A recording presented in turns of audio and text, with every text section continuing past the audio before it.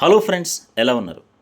ఒక బామ్మగారికి ఎన్నో కష్టాలు ప్రారంభమయ్యాయి. అదేంటంటే తాతగారు చనిపోవటం, మనవడు యూకే వెళ్ళిపోవటం, కేవలం ఒక కుక్కని పెంచుకుంటూ తన లైఫ్‌లో ముందరికి వెళ్తూ ఉన్న సమయంలో ఆ కుక్క కూడా చనిపోయింది. ఇక బామ్మగారు డిప్రెషన్‌లో కూరుకుపోయి ఏమాత్రం కూడా ముందరికి వెళ్ళలేని పరిస్థితులు ఏర్పడినప్పుడు ఒక సైకాలజిస్టు ఆమెను సంప్రదించాడు.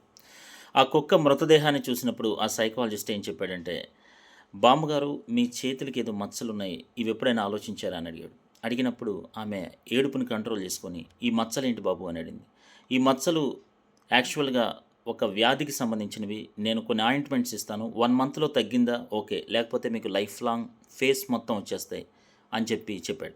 వెంటనే ఆమె ఒక నెల వాడి తర్వాత పరిగెత్తుకుంటూ వెళ్ళి, "ఈ పరిస్థితి ఏంటి? నాకేమన్నా ఒళ్ళంతా వచ్చేస్తాయా?" అని చెప్పి అడిగింది. యాక్చువల్‌గా అతను చెప్పిందేంటంటే, "మీకు ఇప్పుడు కుక్క చనిపోయిందనే బాధ ఉందా?" అని అడిగాడు. "లేదు, ఈ మచ్చల గురించే బాధ ఉందని." యెస్, అది తెలియటానికే ఈ నాటకం నేను ఆడాను.